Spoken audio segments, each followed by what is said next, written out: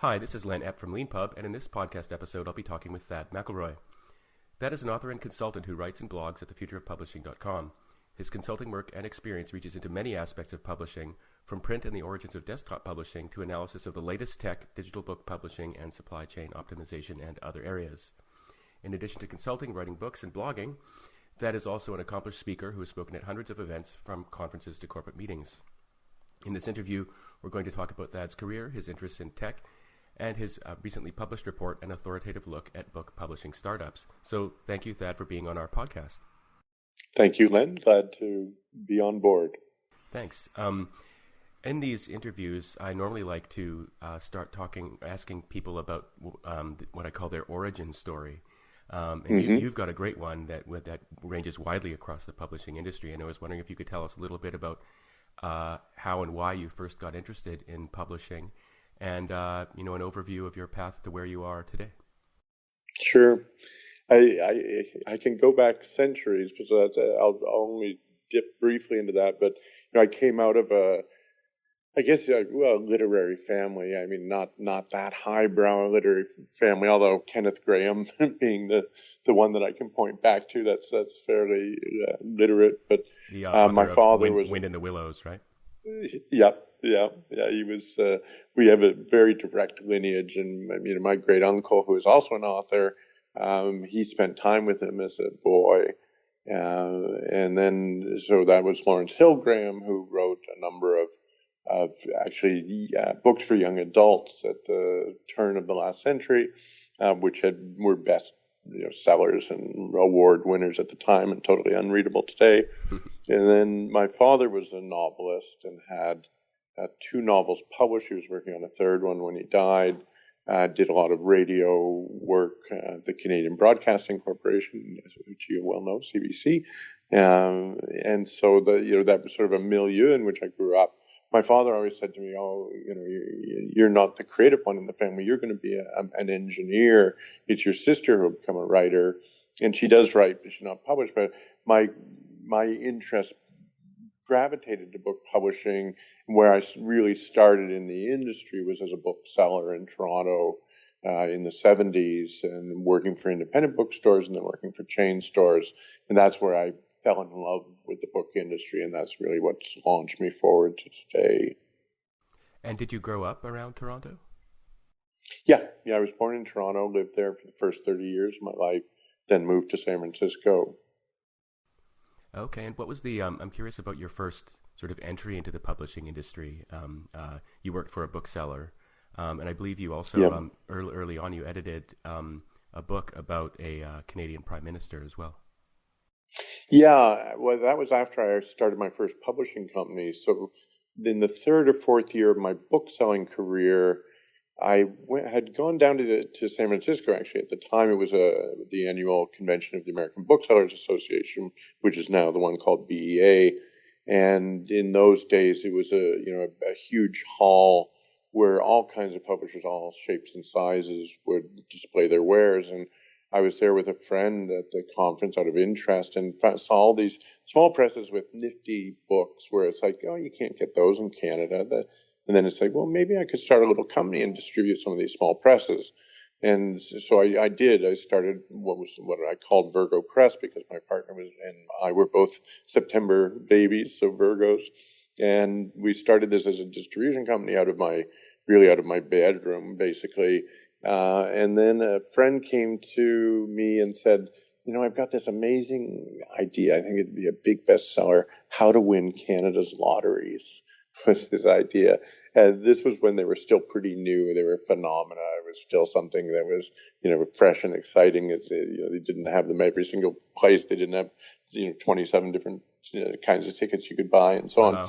And so we published that book, and it was a bestseller. We wrote it pseudonymously.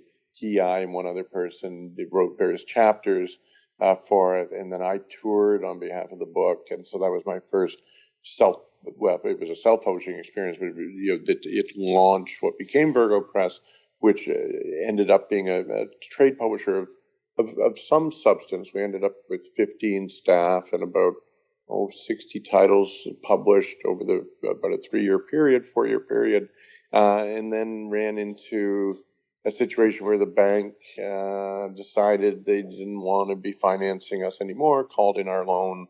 I couldn't replace the financing and went bust, but I had this wonderful 4-year experience in my early 20s, running a fun, small general trade publishing company out of Toronto. Wow, I didn't realize it was that early on in your career, that it was in your 20s that you were founding a company and writing bestsellers already. Yeah, That's fascinating. So you mentioned the Book Expo America, the BEA conference, was originally in San Francisco. No, it used to travel around more than it before. They settled on New York much more recently, and then they tried Chicago last year, and that didn't work out. In those days, they would move it around, as most conferences used to in those days, where it'd be West Coast 1 year, East Coast 1 year, then a center, it'd be Chicago usually 1 year, and they'd just circulate that way. So it just happened that year it was a San Francisco year. Oh, okay. That's for those listening who might not be into the minutiae of publishing conferences. There are currently 2 big conferences in the United States, the BEA conference and the Digital Book World Conference, which is actually just coming up in a few days after this interview, and where Thad will be giving a couple of talks. But the reason I asked about San Francisco is these conferences tend to be focused around New York. So it's interesting to know that there was a West Coast presence for the big players at a certain time. I think I read on bio about you somewhere that you may have been one of the first people to publish a book that was created entirely with desktop publishing software. Yes. Tools. Yeah. I was wondering if you could talk a little bit about that experience. Sure. That was a great fun, and I stumbled into it. It was not like I had a vision and thought, I see what's coming here, and I'm going to be the pioneer. It was just at the time, after my publishing company went bust, I became a journalist, freelance journalist, and on the side, with a couple partners, we started a small book packaging company. To call it a book packaging, for people who aren't from the industry, they're the people in the space between being an author and being a publisher. Instead of just writing the manuscript, you also contract for all of the editorial, design, illustration for all of the books you do. So you deliver what we would call camera-ready copy to the publisher. So it just goes straight to press on their side. They don't have any of the developmental expenses. You take that on yourself, so you get a higher royalty as a result of their lower overhead, and it gives you control of the project that in many cases, because of the particular nature of the book, you want that kind of control. You don't want to give that up. So I was working on books of political cartooning. I had this, it was fun. That I've always loved political cartoons, and I edited 2 books, one on Pierre Elliott Trudeau and one on John Diefenbaker, where I told their life stories with a focus on their political stories in cartoons and in words. And so I had, on one page would be a famous cartoon from one. I would have about 30, cartoonists in each of the books. That would, with representative cartoons at each stage of their career matched up against quotes either from one of those prime ministers or about them. And so it was a really fun way to go through and get a history lesson without having to read a big long text. The Diefenbaker one, there's as Americans, presidents have their own presidential libraries. Diefenbaker has his own library and center in Saskatoon, where in the spot where he's buried. And it's a great institution if you're interested in John Diefenbaker and in Canadian history. And that's where I tracked down the cartoons. While I was there, the director of the center said, next year, the embargo on his personal papers is ending, and they're going to be open to researchers, but very few researchers know that. So Thad, you've got an opportunity where you could edit John Diefenbaker's personal correspondence with his wife, with his brother, with his 2 wives, with his mother, and do a volume. So I ended up doing a volume called Personal Letters of a Public Man, but most of his letters were handwritten. And so, in those days, to get something from handwriting to typesetting meant to hire at great expense a typesetter who was, familiar, who was willing to take the effort to decipher the handwriting and put it directly into the typesetting machine. So it was a very expensive per hour cost. However, that year was the release of DTP, desktop publishing. The Macintosh, was maybe a year old, the first Mac. So this was about 1985 or so? 85, yeah. Okay. Yeah. Aldous PageMaker came out. Adobe released the first Adobe font that would work on the laser writer, on the laser printer, and that could be manipulated through a Mac. And so it came to me as a suggestion to get hold of a Mac, which I did, and type up all the letters myself with the notion that I would then give the disk to the typesetting company and they would translate it into their machine language for the typesetting. Well, as it turned out, I didn't check whether that actually worked. And when I got all these letters typed, of which there were hundreds of pages, and went to the typesetting companies we knew in Toronto at the time, they were like, we don't know how to read one of these diskettes. We don't have any way to translate it. Sorry, but if you want this book published, we're going to have to do what it was in the original thing. We're going to have to retype them all on this Linotype system or this CompuGraphic system that they were using. And I was like, oh man, all of that for nothing. But my art director, who we worked with on this project, said, I was just reading in Popular Mechanics that you can actually output from Microsoft Word version 1.05 directly to this laser printer. If we do that at 125% and then condense it, shoot it down to 80%, that'll tighten up the density of the type, and we can use that instead of typography, instead of a traditional typographic machine. Wow. And so we did, and the book was published. Doubleday was the publisher, and we showed it to the editor and art director at Doubleday without telling them how we'd done it. We showed them a page spread and said, what do you think? Does it look okay? Running heads, folios, the typography is, they were, yeah, fine, sure. And so out came the book with a little credit on the front on the copyright page saying, this was produced with the laser writer and, on Microsoft Word, because PageMaker actually wasn't out at that time. That was just a few months before it appeared. And when that was published, Apple heard about it and said, they called me up, they got in touch with me and said, do you realize what you've done? And it's like, well, no, we just did this thing. But you're the first ones who have actually done this. We were hoping, that this would happen, but it's never happened.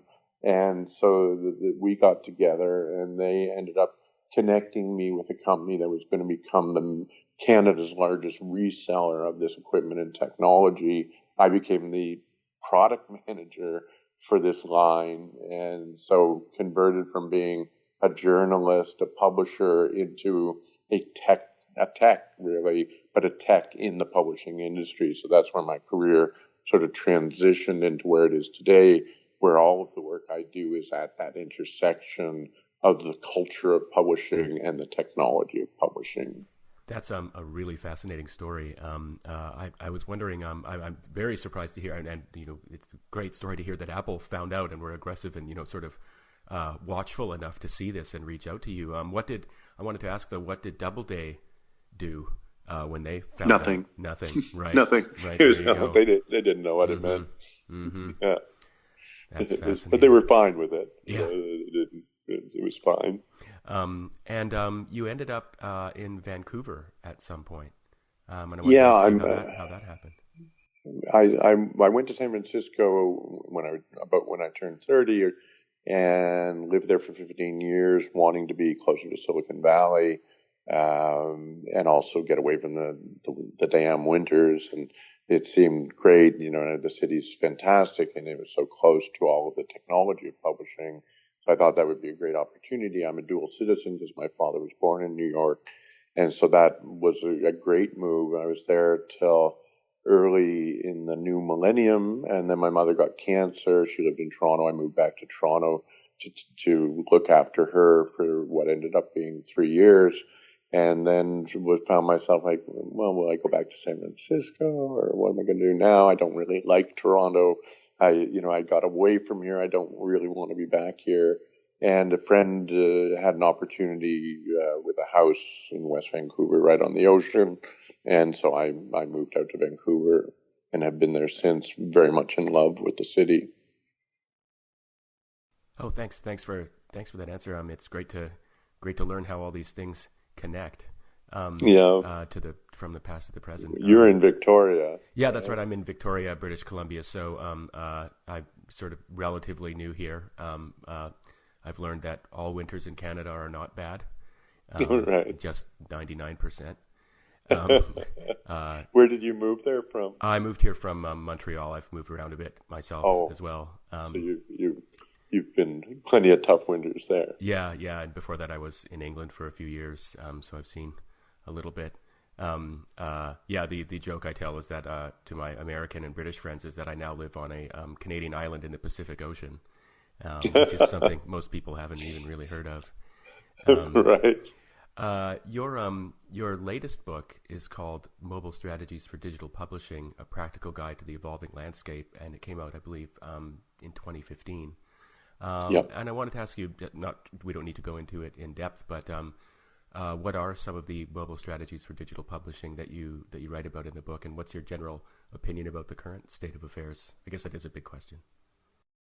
The thing, the core kernel that is most important on this topic is this that everyone has to recognize, that the smartphone is no longer an adjunct. It's no longer sort of, I have a smartphone as well, or I work on a computer and I have this smartphone for when I go out. Or they have to get their mind around the idea that people have smartphones, and then on the side they have tablets and computers. The smartphone is the center of the universe for an ever increasing majority of the people that are owners of electronic devices.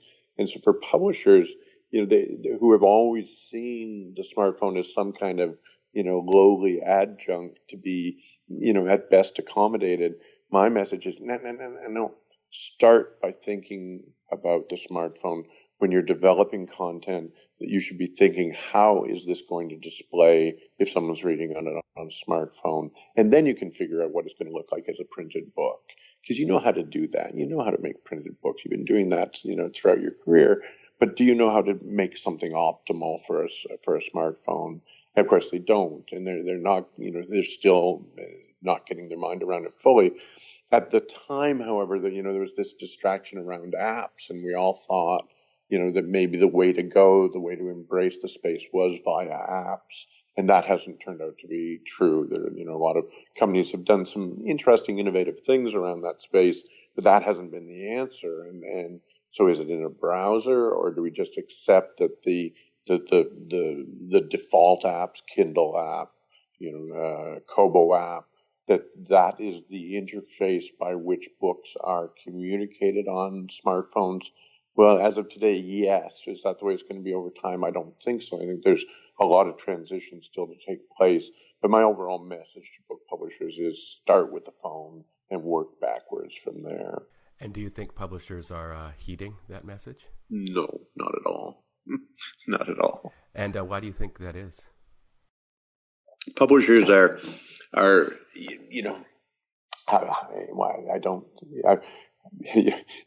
I'm trying to say it nicely, right? Mm-hmm. So publishers are not known to be technology adept.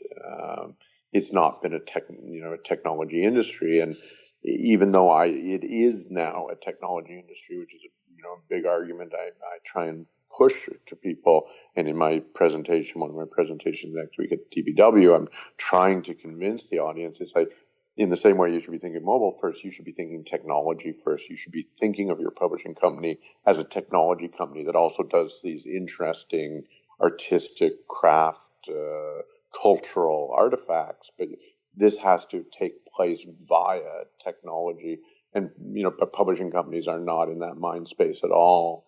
And to their great detriment, because they're losing market share to self-published authors who are technologically adept And that's not the only reason they're losing that market share, but that's a significant part of it. And until they get their minds fully around technology, they're going to continue to be losing sales as they've been doing over the last few years, and they're going to continue to be outclassed by newcomers.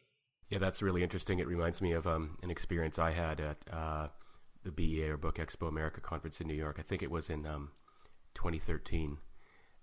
When there was this panel of grand eminences, including the CEO of one of the Big Four, Big Five. Do we say Big Four or Big Five publishers now? Big Five. Big Five still. Okay. Yeah, I've heard both, but so one of a CEO of one of the Big Five, one of the top 50 lists of most important people in America, kind of thing, was on the panel, and there were the heads of some other organizations, and I remember the either CEO or sort of higher up of one big company actually picked up an iPad that he had sitting in front of him and turned to his right and waved it in the face of this big CEO and said, "These things are real. It's not a science experiment. They actually exist." And there was nonetheless this wall between him and the CEO of the big publishing company that was not penetrable. And it was amazing to just see it. I mean, it's the things we all know, but to actually see it happening in front of a big crowd as well was pretty amazing to me. I can well imagine. Yeah, they still see them as toys. Mm-hmm. It's unfortunate, really unfortunate. Yeah, it's interesting what you say about technology as well. I mean, I've got this theory that there's sort of two big cultures in corporate America right now. One is the sort of old-timey one, you might say, where domain-specific expertise is not necessarily required or might even be frowned upon. And so you get an executive is supposed to be an executive. They're supposed to be good at business, and it doesn't matter what the business is. They have these universal skills that they can use, mostly networking and influence peddling and things like that. But those are important and powerful things. And on the other hand, you have the domain-specific expertise leaders. A classic example from right now would be Elon Musk, someone who is actually, not afraid of typing and doing work and literally getting hands-on. It doesn't just go to the factory to kind of put on a decorative hat and intimidate the workers, but actually really knows what's going on. And it's a really interesting question. With software eating the world, as Mark Andreessen famously said, is it possible to succeed in business with no domain-specific expertise at the top anymore? No. And you don't think not. So? Okay. No, not at all. To me, it's like, forget it. If your senior management are not technology adept, if they're not comfortable and fully aware of what technology can do for them, then they're going to be bad.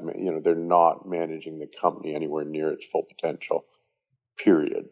I don't even want to argue with you about that. And not you, with any of them. It's unequivocal at this point from my point of view.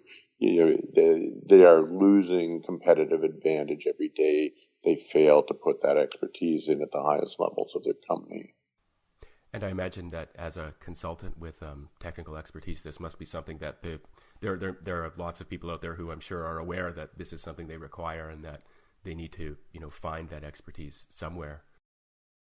Yes and no. I mean, it's actually, as someone who's been consulting now for 30 years, it's never been so difficult. It's never been so challenging to get clients because of these problems where they're, the easiest way to deal with the fact that they're not technology adept is just to ignore it. And so to ignore it is to ignore that there's consultants out there that can help them. I'm very fortunate that I am keeping busy, but it ain't easy. It's certainly, it's not like they're lining up outside my door. That's really fascinating. I mean, even, the years keep ticking away and the big publishers keep not responding. I was wondering if you wouldn't mind talking a little bit about some of the sort of big news that's been happening in the publishing industry, or at least for insiders, the big news over the last, let's say, year and a half or so, where about data and the analysis of ebook sales versus print sales. So one thing one hears from one side is a celebration of declining ebook sales. Yeah.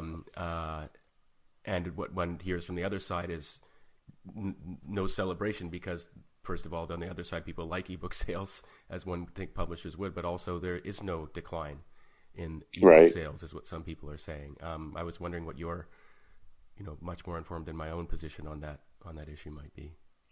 It's a great question and a complex issue.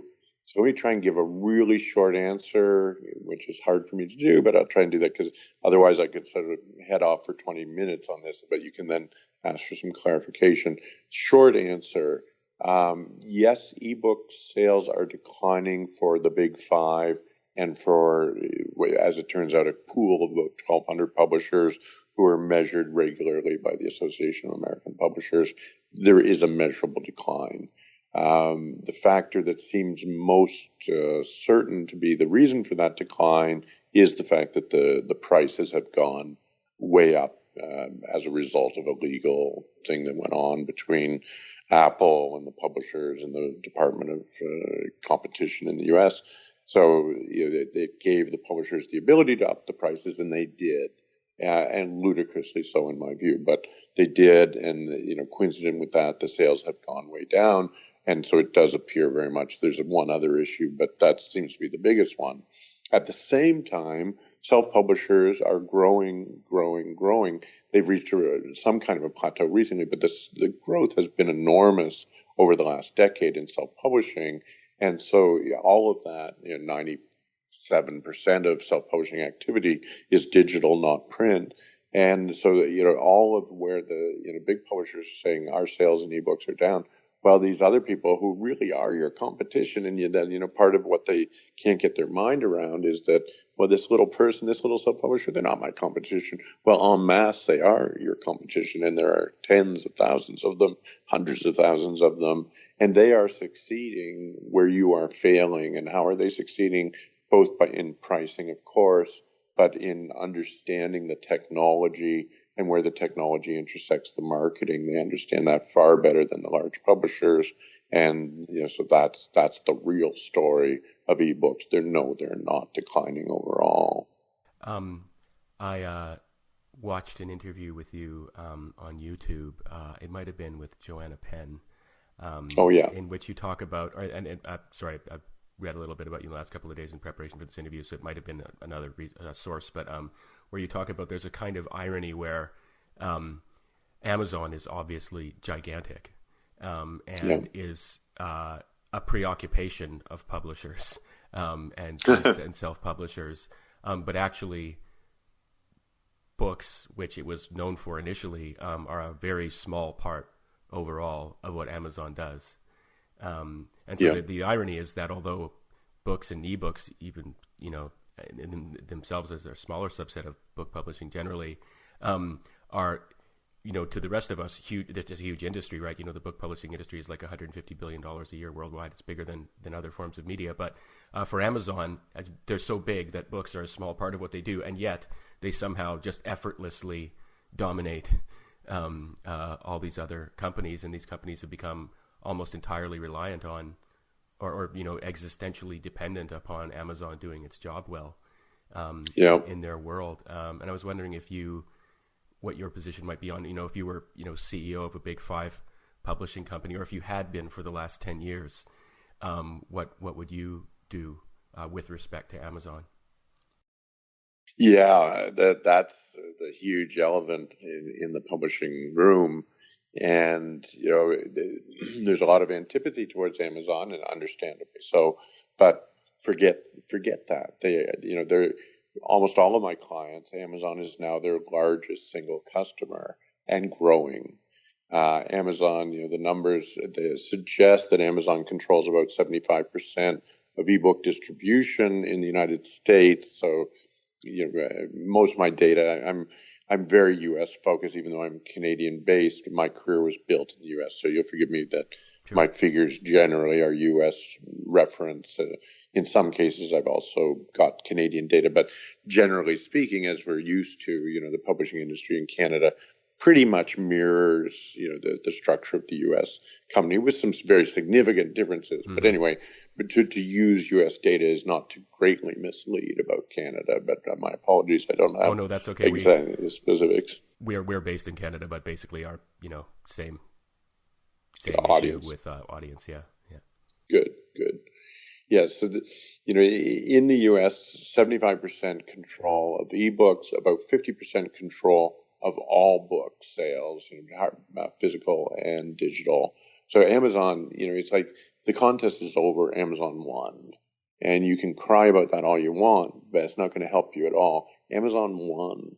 And a colleague of mine, Ted Hill, who's running the DPW conference next week, he has a lovely way of putting it. It's easy to provoke a response or a thought about a response.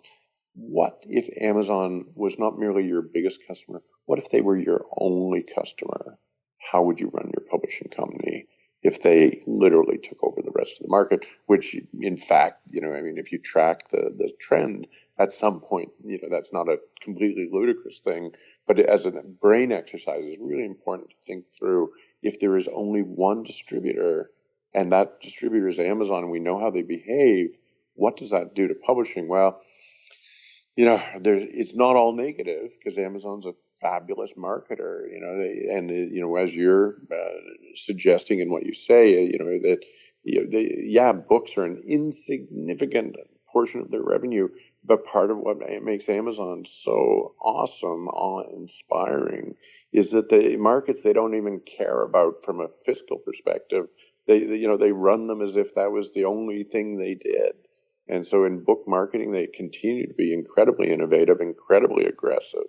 And, they're not getting, it's not getting any easier to work with Amazon in the same room because you have to pay attention to every little movement they make, all of which are, designed to sell more books, but also for Amazon to sell them at the expense of any other company. They've decimated Barnes and Noble. It's just, Barnes and Noble, it's just a very sad last few years for them. And, one can be critical of Barnes and Noble, and there's lots of reasons to do so. But, if you or I were running Barnes and Noble, we would have run it into the ground too, because, competing with Amazon is a mug's game. You just can't do it. So from a publisher's point of view, it's like embrace the beast. You've got no choice. And if you, for the future of your company, you're not single-handedly going to stop them. If anything stops them, it's going to be a groundswell, a very innovative groundswell that none of us perceive at this point. But it ain't going to be you trying to single-handedly, work against them. And so for all of my clients, I say, embrace them wholeheartedly. Put on a big smile, even though you don't feel it, because these are the people that are selling your books better than anyone else in the world. Yeah, that's a great and in my experience, pretty original answer. It's just so fascinating. You mentioned Barnes and Noble. I mean, watching and the Apple and big publishers controversy from before. I mean, it's just it really is in its own way a kind of fascinating comedy. I remember reading a quote, I think from the president of Barnes and Noble, blaming declining sales on the election in the U.S. because people are afraid and they're just staying at home watching cable all day. And of all the things, and there was I think it was an article in Publishers Weekly where they referred to the price fixing scam that was happening at the high levels of the publishing industry as I think it was a government imposed price reduction. The willfulness of it is the thing that really fascinates me, that because it indicates that underneath people kind of know what they're wrong about and why they're wrong. But there's something about what's happened in the last 20 years to publishing that a certain type of person just can't face up to. And there's nothing. What's interesting is that it's not like some kind of deep economics that you're watching or like business strategy. It's something psychological. Even at positions of prominence and responsibility. Nonetheless, it's this very it's down to some personalities and their Yep. own preoccupations, and I guess what to you was like something you accidentally discovered, which was the empowerment that comes from new technology. To other people was, Armageddon Day. Yeah. And it's been, sort of, they just see the things they associate with publishing, which were material, like typesetting and stuff like that, falling away and falling away and falling away. And they feel like, I think at least my view is that they feel like we're losing literature or we're losing knowledge because we're not doing things on paper anymore. And it's preposterous. Yeah, and there's this really interesting conflation of the subject with the material. And that's the artifact. The artifact, yeah. We have to get away from the artifact, from the concept of the artifact. We have to look at each media or media, however you like to do that, as an enabler, as one more opportunity to get the word out, to bring in new readers, to bring in new opportunities. These things are enablers. They're not artifacts. One thing you're saying there that reminds me of something a colleague told me 25 years ago. He says, the only sustainable competitive advantage is understanding and adopting technology faster than your competitors. And the point of that with book publishers is business is debugged. We know how to run book publishers in the traditional way. That there's nothing left to discover there. There's nothing you can know that your competitor doesn't know. The only thing you can know that your competitor doesn't know is how to, for example, use metadata more strategically than they do, how to maximize the efficiencies of the EPUB format better than they do, understanding the supply chain and how metadata informs the supply chain faster than they do. Aside from that, you have no competitive strength. And that to me is sort of the summation of where we stand as an industry. Technology is the only thing that's going to, save you. Let's put it that way. On that subject, moving from the big to the small, I suppose, you very recently, just 3 days ago, released a report called An Authoritative Look at Book Publishing Startups in the United States. And I was wondering, a lot of it's a very long list of companies that you've compiled there. Some of them are failed companies. Some of them are plugging along. Many of them were at least attempting to innovate in one way or another technologically. And I was wondering if you could talk, to begin with, a little bit about what the origins are of this report and why you were interested in writing it. Yeah. 5 years ago, I was on this panel at Tools of Change on the topic of startups, and I was the contrarian on the panel. And the four other people on the panel were all like, Thad, you're just being very, very negative. These are amazing opportunities. These are some amazing companies, and they're going to flourish. And the book publishing industry is fertile ground for startups. And your negativism is completely incorrectly placed. And I can be a negativist. And so I was a little bit stung by that, but it got me to thinking, well, why don't I go deeper on this and really find out what's going on here? And it turned out to be quite an interesting rabbit hole. I found 900 companies and started sort of hoarding, collecting over the next 5 years. Every time I heard about a new startup, I would download the information on that startup if it came out of a blog post or something in Publishers Weekly, or someone would tell me about it. I'd go to their website and get their mission statement, add that to the spreadsheet, and it kept growing. 300, 600. I did an interim report when there were 600. Then now it was up over 800, and it was like, what am I going to do with this? Well, I decided in the end I'll distribute it freely to the industry so they can get a look at what the startup scene is. And I did some quantitative analysis of the data to try and understand what areas these startups were working in, what kind of funding they got, whether they'd had any mergers, whether they'd been acquired. A couple of them had gone public. How many had gone out of business? About a third of them have. That's the nut of what's in this report that came out earlier this week. Yeah, I read, speaking of your negativity on that panel 5 years ago, I looked at your slide deck related to that talk. Oh, you saw that. And I was curious, I mean, have your views changed about book publishing startups in the last 5 years? How would you characterize the current state of affairs? Good question. Startups. Yeah, good question. It's as I was doing the report, the cynical side of me was reminded some of these startups are so goofy. They're just like, and not only is this startup number 231 goofy, that's just number, but then you find out that startup number 427 is got the same idea and launched 6 months later, and so we have one goofy idea that's has not made this company successful, and another company is coming in with the same goofy idea, and they're going to try and do it too. And so there was a lot of that, as I was building this list, and I'd find out of a new one, and I'd think, oh, a new startup, going to add them to the list.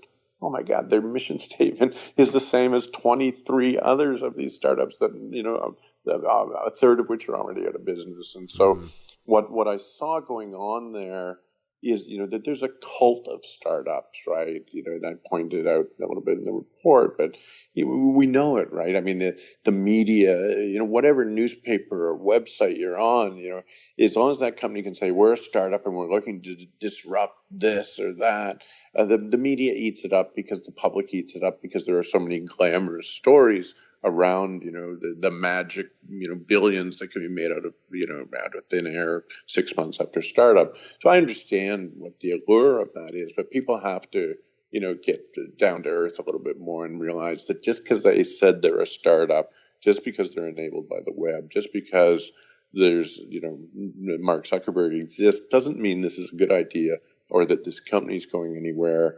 So, that's the downside. On the other hand, what you've got is a lot of smart people committed, willing to, put their careers and their livelihood on the line to try and bring some real innovation to the publishing industry. And that's a great thing. And that's something that, I keep reminding myself of, that, bottom line is like, Thad, forget about the dumb ones, focus on the interesting ones. And so I'm hoping in the months ahead on my blog to, profile as many as I can that are the ones that are the most innovative, the most intriguing, even if they're, very, very small. There's some that, really do have some nifty ideas, and I'd like to spread the word about the best of them. Mm-hmm. One example of a type of startup that was backed by really smart people and run by really smart people and had talented staff is Oyster. Yes. And I bring them up not to pick on them, but because their particular approach was very interesting. It was a subscription-based model. I mean, in the end, they had a bookstore, but primarily their business was aimed at people who they believed would pay a monthly fee to have access to loads of books. There's other examples. I mean, there was Scribd had something similar with romance books that sort of went belly up. Oyster's team, just for those listening, got acquired by Google, I think, or many of their team, or some people on their team were. Sure. And what do you? I mean, now the example of a subscription model that appears to be working is Amazon's Kindle Unlimited. Yes. Although that's a very curious piece. And I was wondering what your opinion is. Looking back on the last couple of years, do you believe in book subscription models? Do you think there's something that can succeed for a business? And on the other side, do you think it's something that a self-published author should put their material into? Right.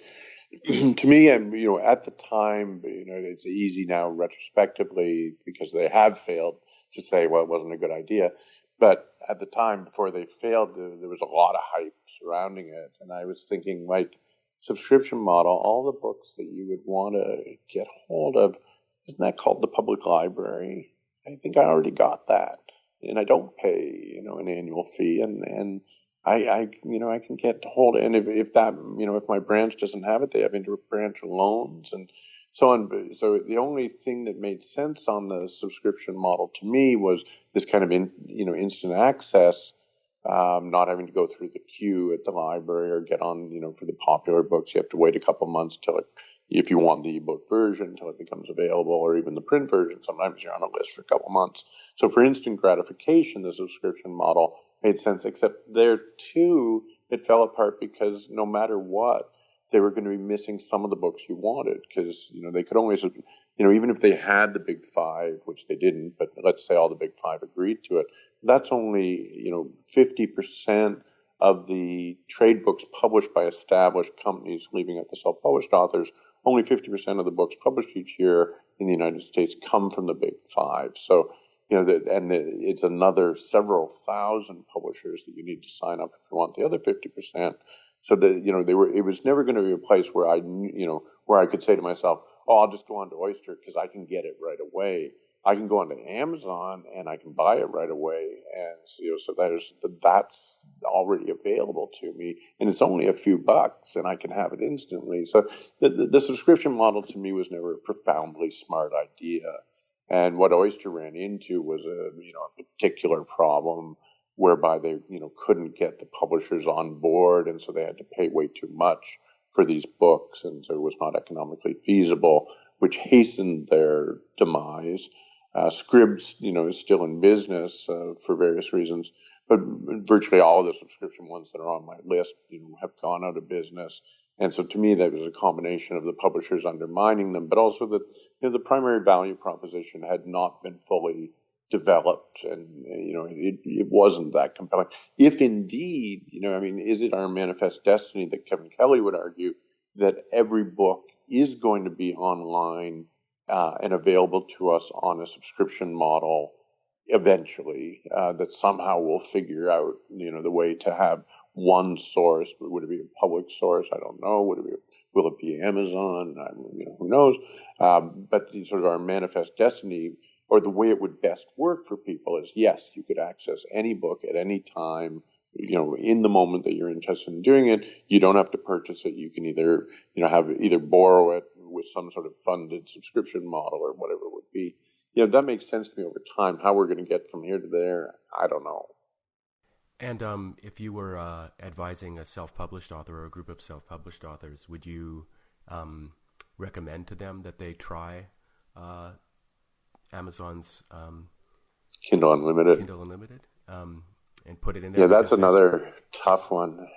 Go ahead. I was just going to say, for those who aren't listening, one of the interesting things about this service is that Amazon, if you're a self-published author and you put your book in there, Amazon imposes some restrictions on you on what you can do with your book and where else you can sell it and how much you can sell it for and things like that. But also, as I understand it, the money that obviously for a subscription service just goes into a big pool, and then an inherent and inescapable part of the process then is that you have to decide how to divvy up the money, and that calculation is entirely up to Amazon. And I think their latest way of doing it is to look at how many pages have been read in your book. And then this is something that immediately a lot of enterprising characters began taking advantage of by figuring out, for example, that Amazon wasn't actually counting the pages that were looked at. It was just looking at the highest number page that had been looked at. So what people were doing was basically putting up more or less fake books that were hundreds of pages of long, let's say, and then having a link at the beginning of the book to the last page of the book. And then that would be sending the signal to Amazon that someone had read all 580 pages of cat. And so there is this inherent sort of murkiness to what goes on and in a subscription service like that. And there's also you're also susceptible to like change in the same way that internet companies can be screwed over by Google changing its algorithm for search results. Like one day you can see your ranking fall dramatically. Similarly, you're exposed to Amazon just deciding one day to count differently and divvy up those funds differently. Yeah, it's a hornet's nest, absolutely. And, so let's think of the downside of it. The biggest downside is they demand exclusivity. You cannot distribute your book outside of Amazon if you want to be part of Kindle Unlimited. Mm-hmm. And that's a big restriction, right? And, for certain authors of certain genre fiction, to get that extra boost just through Amazon can offset the potential loss of sales from other distributors.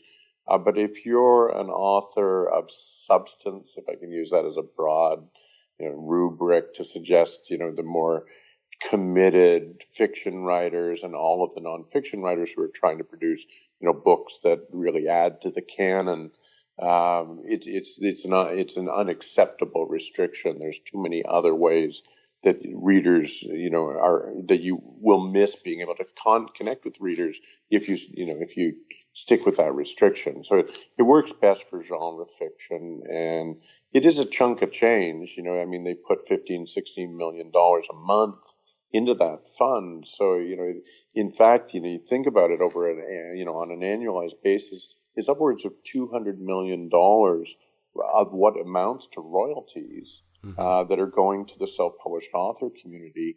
But economically, it's, very, very significant. But, the bottom line for me as a self-published author, as well as all these other things, but, the books that I have that I self-publish, no, my books are technical. They're not, exciting mysteries, but it's out of the question that I would use Kindle Unlimited. It would just restrict my audience far too much. So then, who are the audience for Kindle Unlimited? They do have to pay a subscription fee. But it's in the old days, when there was only romances were the only really consistent genre where, like Harlequin in those days would publish weekly and you'd get a new book every week. And there was a defined audience of people who wanted a new romance per week, and they weren't particularly fussy as to which author. They liked a particular sort of subgenre within romance. But that's spread now, where there's a lot of people who feel the same way about certain kinds of mysteries, certain kinds of thrillers. They like to get a book a week, or even more than a book a week. And this fulfills that. There's enough good stuff in KU that it's cheaper to be a subscriber to that than it would be to buy those books individually. But that's a pretty narrow use case. And KU, Kindle Unlimited, gets a lot more press than it really needs to, because I guess it's become sort of emblematic of Amazon's, power and ruthless use of power and ability to, as you say, change the rules according to their whims and to be exposed to scammers. So it's a very visible thing. But in terms of really its significance as a phenomena for the book publishing industry as a whole, it's much less than meets the eye. Looking towards the future, in a recent blog post you wrote, and I'm going to quote you here, central to the future of publishing is understanding where AI intersects with traditional book publishing. Yes. And I was wondering if you could talk a little bit about where you see artificial intelligence intersecting with traditional book publishing, and why you think that might be a powerful feature of the future. Sure. The starting point for my interest in AI and book publishing, well, it actually goes back a few years. Let me try and give a short answer and see how that works. There is a category of publishing technology that has to do with expressing, the meaning, rather than just saying, if we have a whole paragraph describing, a politician's education, just the education of that politician, and we've got 400 words within a much larger biography of that politician that talks about her, time in high school and college and the education that she gained. Well, the abstraction of that is a semantic, it would be, XYZ politician, education, college, and, secondary, and college education. So there's that abstract layer in which we describe the meta meaning of a type of content. And so when you get at that meta level, you have another layer at which you can process content where you don't have to, regurgitate every single word in the book. And so we can get us to, like, if we can abstract it to that level, well, then someone who's interested in the education of politicians can do a search of everything that's been classified at that semantic level and be able to much more quickly find, because it's not a whole book about that, they can find all of the subsections within all of the published literature that cover that particular topic. And so it's a potentially very powerful way of classifying this, enormous and uncontrollable multi-billions of words that have been published and remain in print from books, that have been published over the centuries, literally now. And this then starts to suggest that there are data mining methods that might increase our access or understanding of published work. So that was a starting point for me, was trying to understand the semantics and how that would intersect with book publishing.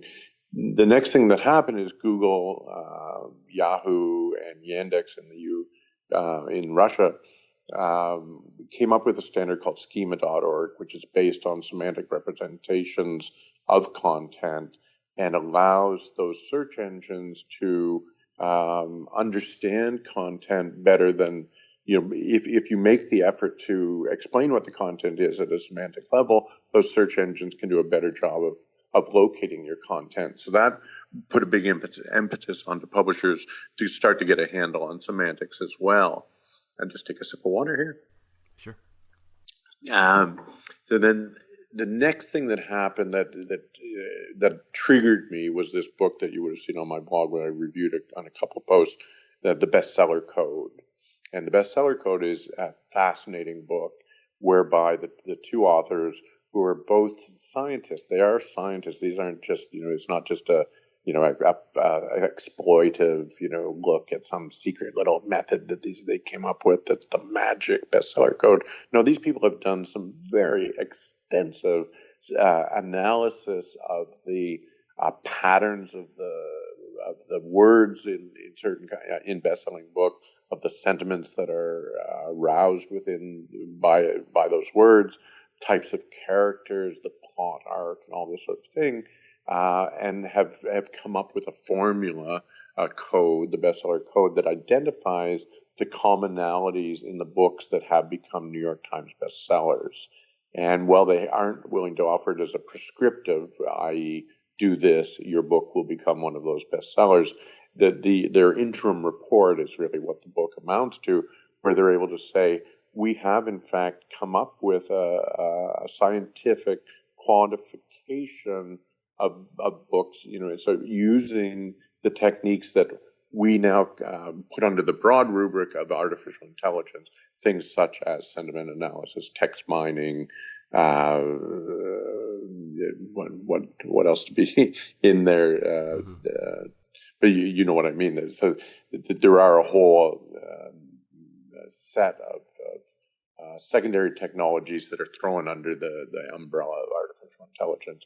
And so this was the first really big, obvious use of the tools of AI towards a specific outcome.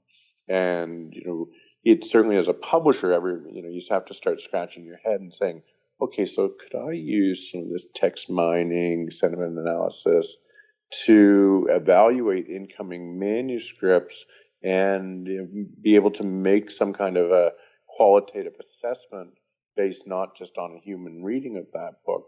Well, maybe you could. This is some of the questions that are posed by that.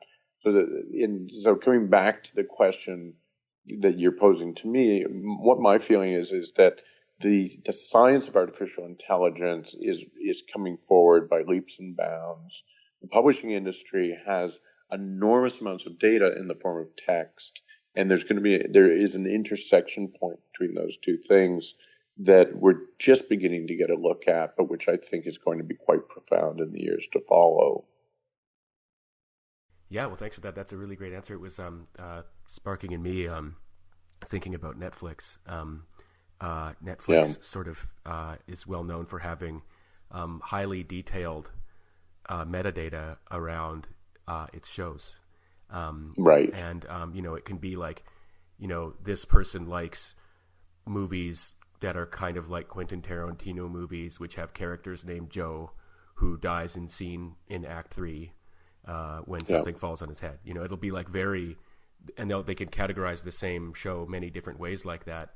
And what people talk about is how they're actually using all that viewer information both to encourage the discoverability of things that people will want to watch, but actually also to create new shows. They base their decisions for what to do, what shows to choose, and perhaps how they should be written, what should happen to the characters in them, based on this information that they have about people's viewing habits. It's a fascinating future ahead of us, where that kind of data can be used to make decisions and put in front of people, and then iterate on it and see, well, did that work or did that not work? You can follow the experiment through and look 10 years ahead to what you want to do. The Netflix example is particularly good, one to spend some time with. My brief comment on that would be, I was initially quite thrilled to learn about what Netflix has done, and you'll probably remember the Netflix prize, where they offered $1 million to a team of scientists that could improve the accuracy of their recommendation engine by, I think, 10%. So it's, get 10% better at successfully recommending next viewing product to customers. There's a whole separate, I'll leave that story is a fun little story and how it played out. But it points to what you're talking about, where, they do at Netflix, have a lot of scientists on staff looking at how these things can be solved towards the ultimate task of, can we develop whole shows where we plot them, develop the characters, which kind of actors are we going to hire, what's the plot arc going to be, and, can we create successful series on that basis? And so House of Cards was the first, poster child for that outcome. What I point out to people these days is, get a listing of Netflix series that have launched in the last 3 to 5 years and find out how many of them are still being broadcast today. They've had a lot of failures, and people keep talking about their successes. They've had a lot of failures, and this is no slam on Netflix. It's only a reminder that this technology is still very much in flux, and that people are not robots. So you cannot predict with 100% dependability or anything near that number using science, but you can get closer to it. And so the smart, the best users of the technology are those who fully understand its limitations. Yeah, thanks for that. On the note that people are not robots, something I very much agree with. And I think it's an optimistic thing, although I do like robots too. I just wanted to say thanks very much for a fascinating interview, and for giving me and all of our listeners the time. Good luck at the Digital Book World Conference in New York this week. All the best from me. Well, thanks so much, man. I enjoyed chatting with you. You are better informed than anyone I've spoken to in the last several years in terms of preparing for the interview. I'm really pleased, because it just made it a lot more fun that you'd taken the time to look at things and ask such smart questions. Well, thanks very much, and I'm going to leave that in. Okay. Okay. Thanks, Thad. Great. My pleasure.